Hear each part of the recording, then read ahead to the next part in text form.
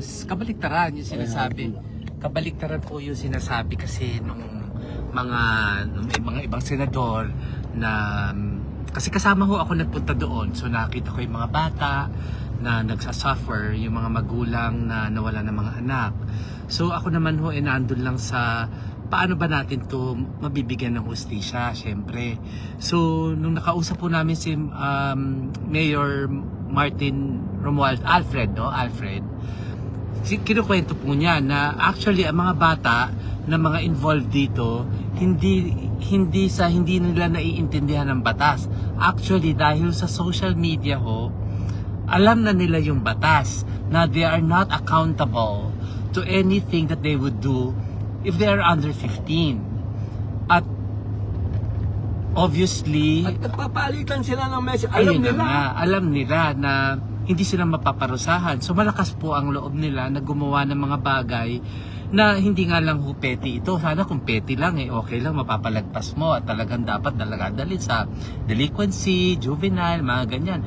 But the thing is, buhay na ho yung pinag-uusapan.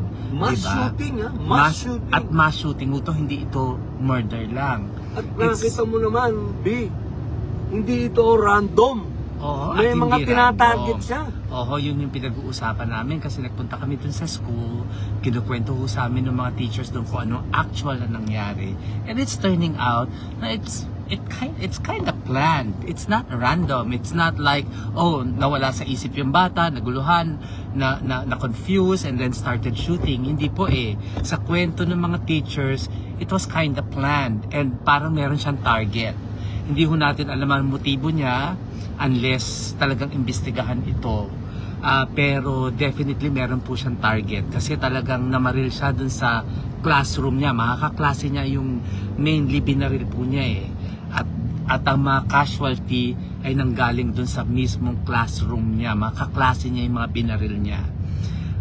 So parang ako ho nandun lang ako sa sabi ko nga kay Robin kanina, sana maintindihan ng mga senador at I'm actually parang nananawagan ako kay Senator Kiko, no? Kasi alam nyo, ipinagkampanya ko po si Senator Kiko noon. Kasalanan mo pala yan Medyo.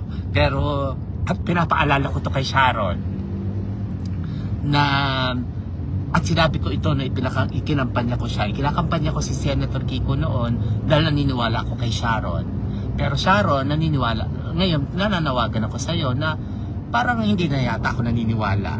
Parang binabawi ko na po yun. Kasi ang sinasabi lang po kasi ni Robin, hindi ko po ito kinakampihan si Robin dahil kapatid ko.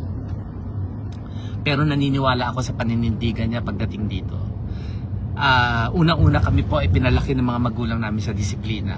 My dad and my mom didn't spare the rod para po disiplinahin kaming lahat.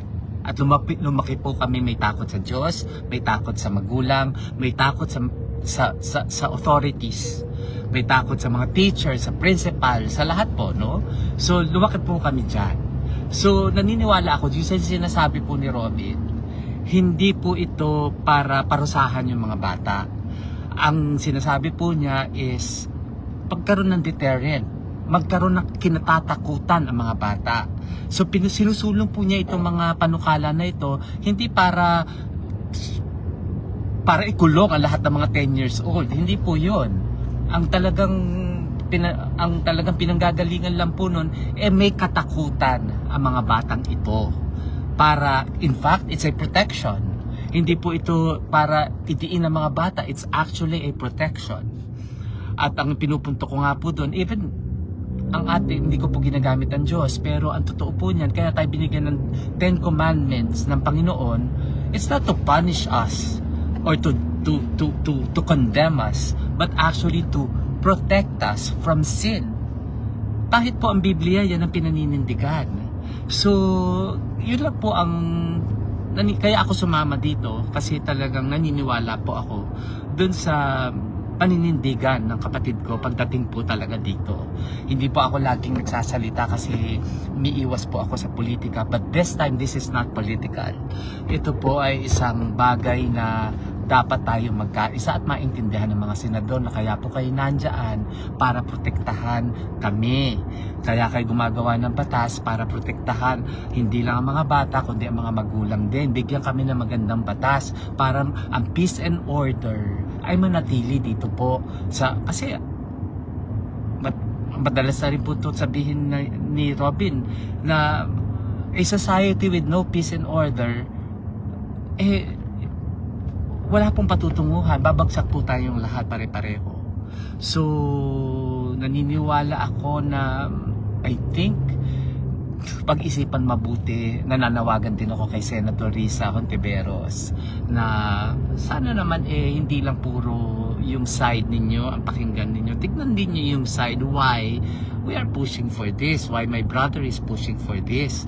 It's not, hindi po ito politika, hindi ito para mag-grandstand, but it's really a valid and meron pong cause sa Amerika, nandun po ako nakatira, ang mga mass shooting is not unusual anymore. It's all, at ganito rin kasi ang pinagtatalunan doon. Wala ding sense of responsibility ang mga bata. Meron po kasi talagang dapat accountability. Sabi ko nga po lumaki kami ng pinapalo ng mga magulang, dinidisiplina. Hindi po, my dad and my mom did spare us the rod. Yun po ang namin, at lumaki kami may takot. Lumaki kaming sumusunod sa batas. Dati po, sinasabi natin, bakit ang mga Pilipino, pag nandito sa Pilipinas, walang mga disiplina. Pagdating sa ibang bansa, matitino, madisiplina. Isa lang ho ang dahilan nun, kasi may batas na sinusunod. Sa Amerika, bakit ang traffic, sumusunod kami sa traffic? Kasi malaki ho ang binabayaran namin kapag nahuli kami ng pulis. So may accountability, pero pag walang batas, kanya-kanyang lakad ulit po yan. Traffic pa lang po yan, di po ba? So sana maintindihan lang po yun ng mga senador natin. Nakapag-aral naman tayong lahat. I think this is not hard to understand na yung isinusulong na batas po ng kapatid ko, hindi po yan para itiin ng mga bata. Yan po ay para matulungan ng mga bata na magkaroon ng takot sa batas at a very young age. Yun po ang reality. Maybe in the 60s, 70s, 15-year-old is considered a minor. Pero at this time, na nasa social media time na po tayo at marami exposed na ang mga bata sa lahat ng mga kung ano-ano mga bagay, I think kailangan tanggapin natin yung katotohanan na at 10 years old, exposed ang mga bata. Kayo'y nakikinig sa DWAY 1332 SMNI Radio Cabanatuan, kapartner mo sa balita at serbisyo.